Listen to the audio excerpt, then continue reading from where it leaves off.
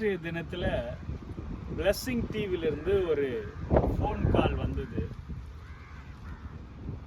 Brother, உங்களை மாதிரி ஆட்கள் எங்களுக்கு தேவைப்படுது, நீங்கள் இந்த ஊழியத்தில் ஒரு பார்ட்டாக வந்து நீங்கள் இருக்க முடியுமா என்று சொன்னார்கள்.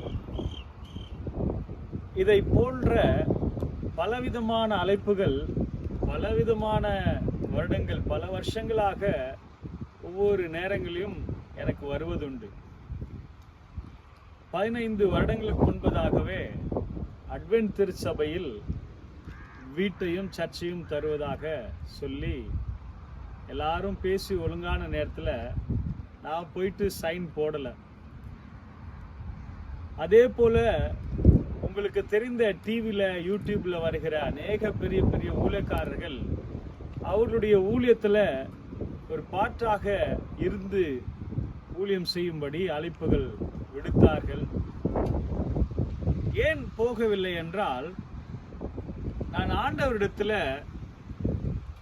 ஜெபித்த போது கேட்கும்போது ஆண்டவர் சொன்னார், உனக்கு இந்த அழைப்பு இல்லை, இந்த பாதை இல்லை, உனக்கென்று நான் சில ஊழியங்களை நான் வைத்திருக்கிறேன், ஆகவே அதன்படி நீங்கள் செய்ய வேண்டும் என்று சொல்லி கர்த்தர் சொன்னபோது, எவ்வளோ பேர் அழைத்தாலும் அந்த அழைப்புல தேவன் கொடுத்ததான ஒரு அழைப்புன்று ஒன்று இருக்கிறது அல்லவா?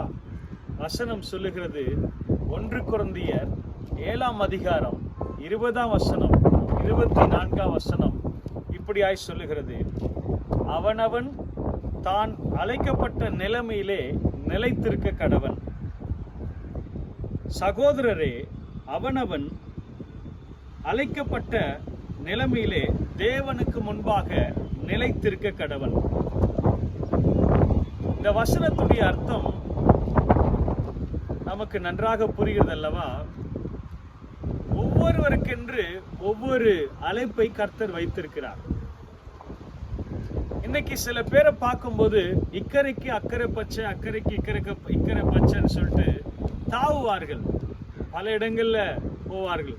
ஒரு சிலரை பார்த்தா இம்ப்ரெஸ் ஆயிடுவாங்க, இவங்கள போல நம்ம ஊழியம் செய்யணும், அதனால அவங்கள போலயே காப்பி அடிப்பாங்க. பெயிண்டர் வந்து எலக்ட்ரீஷியன் ஆகணும்னு ஆசைப்படுவாங்க. அந்த மாதிரி தனக்கு கொடுக்கப்பட்டிருக்கிற அழைப்பு என்னதென்று தெரியாத வரைக்கும் அலைகழிக்கப்படுகிற ஒரு வாழ்க்கை இருக்குமே, ஆனால் அந்த வாழ்க்கை பரிதாபமான வீணாய் போகிற ஒரு வாழ்க்கையாக மாறும். பாருங்க, ஆண்டவர் அழைக்கிற அந்த அழைப்புல நாம் உறுதியா இருக்க வேண்டும் என்று பேதுருவும் சொல்லியிருக்கிறார்.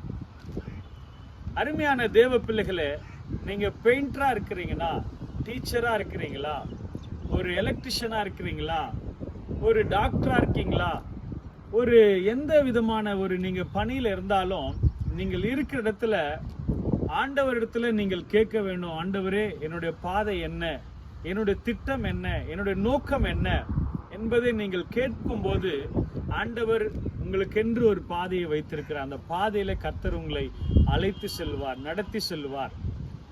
ஆகவே பணத்திற்காக, மக்களுக்காக, மனிதர்களுக்காக, உலகத்துக்காக, சூழ்நிலைக்காக நம்மை நாமே மாற்றிக்கொள்ளுகிற ஒரு வாழ்க்கை இருக்கக்கூடாது பிரியமார்களே. தேவன் எதற்காக நம்மை அழைத்திருக்கிறார்?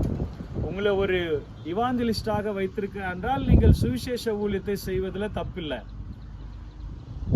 உங்களை ஒரு போதகராக வைத்திருக்கிறார் என்றால் நீங்கள் அந்த போதக பணியை தொடர்வதில் தவறு ஒன்றுமில்லை. இப்படி உங்களை ஜெபிக்கிற ஊழியத்தை கர்த்தர் கொடுத்திருக்கிறாரா, பாட வைக்கிறாரா, உங்களுக்கு என்ன தாளந்துகள், என்ன வேலையை கர்த்தர் கொடுத்திருக்கிறாரோ அந்த வேலையில நீங்கள் உண்மையா இருந்தாலே போதும். சாதாரணமாக நீங்கள் ஒரு துப்புரவு பணியாளராக அந்த சாலை தூய்மைப்படுத்துகிற ஒரு பணியை கர்த்தர் கொடுத்திருந்தாலும் அதற்காக நீங்கள் புலம்பவோ மன வருந்தவோ கூடாது. அதுவும் ஒரு வேலைதான். அதை நாம் சந்தோஷமாக ஆண்டவர் கொடுத்த வேலையாக நாம் நினைக்கும் போது ஆண்டவர் அதன் மூலமாய் நம்மை சந்தோஷப்படுத்துவார், பிரியப்படுத்துவார், மகிமைப்படுவார். கர்த்தர் நம்முடைய வாழ்க்கையில ஆசீர்வாதங்களை கொடுப்பார். பாருங்க, மனுஷனுக்கு தோன்றுகிற பாதையெல்லாம் செம்மையா இருக்குமா, ஆனால் முடிவோ அது வேதனையான ஒரு முடிவாக இருக்கும். ஆகவே அன்பிற்குரியவர்களே, தேவன் நம்மை அழைத்த அழைப்புல நாம் நிலைத்திருப்போம். அப்பொழுது ஆண்டவர் நம்மோடு இருந்து இன்னும் பெரிய காரியங்களை செய்வார். ஆகவே சோர்ந்து போக வேண்டாம். நான் படிக்கலையே, எனக்கு இந்த வேலை தான் இருக்கு, நான் நன்றாக படித்திருந்தா எனக்கு பெரிய வேலை கிடைச்சிருக்கும். இல்லை, ஆண்டவர் ஒவ்வொரு நேரங்கள்ல கர்த்தர் எல்லாருமே இந்த உலகத்துக்கு ஒரு உபயோகமான பாத்திரமா தான் கர்த்தர் பயன்படுத்தும்படியாக தான் வைத்திருக்கிறார். ஒரு டாக்டருக்கான ஒரு கம்பவுண்டரோ அல்லது ஒரு அங்க தூய்மை பணியாளர் இல்லைன்னா அந்த கிளினிக்கோ அந்த ஹாஸ்பிட்டலோ குப்பையாக இருக்கும். ஆகவே எந்த பணி செய்தாலும் அவர்களுடைய பணியை சரியாக செய்யும்போது அது பிரயோஜனமாக ஆசீர்வாதமா இருக்கும். அதன் மூலமாய் கர்த்தர் நமக்கு சந்தோஷத்தை கர்த்தர் கொடுப்பார் என்பதுல சந்தேகமில்லை. ஒருவேளை நீங்கள் அலைகழிக்கப்படுகிற ஒரு வாழ்க்கை இருக்கும் என்றால், என் வாழ்க்கையில நான் என்ன செய்ய போறேன்னே தெரியலையே, இப்படி ஆகலாமா, அப்படி ஆகலாமா, இந்த வேலைக்கு செய்யலாமா, அந்த தொழில் ஆரம்பிக்கலாமா, எனக்கு என்ன செய்யறதுனே தெரியல, இவங்க கூப்பிடுறாங்க அங்க போலாமா, வெளிநாட்டுக்கு போலாமா, இங்க ஊழியம் செய்யலாம், இங்க வேலை செய்யலாமா, இப்படிப்பட்ட ஒரு குழப்பமான சூழ்நிலை இருக்குமே ஆனால் நீங்கள் உடனடியாக தேவ சமூகத்துல காத்திருந்து தேவனிடத்துல ஆலோசனை பெற்றுக் கொள்ளுங்கள். ஆண்டவர் உங்களை ஆசீர்வதிப்பார். இந்த வசனத்தை மீண்டுமாய் வாசிக்கிறேன். அவனவன் தன் அழைக்கப்பட்ட அழைப்பிலே நிலைமையிலே தேவனுக்கு முன்பாக நிலைத்திருக்க கடவன். ஒரு ஸ்டெடினஸ் இருக்கணும். அங்க எங்க அலைகழிக்கப்படுற ஒரு வாழ்க்கை இருக்கக்கூடாது. ஸ்ட்ராங்கா அஸ்திபாரம் போல ஆண்டவர்கள் கொடுத்திருக்கிற பாதையில நீங்கள் இருங்கள், நடவுங்கள், கர்த்தர் கொடுக்கிற ஆலோசனைப்படி செய்யுங்கள்.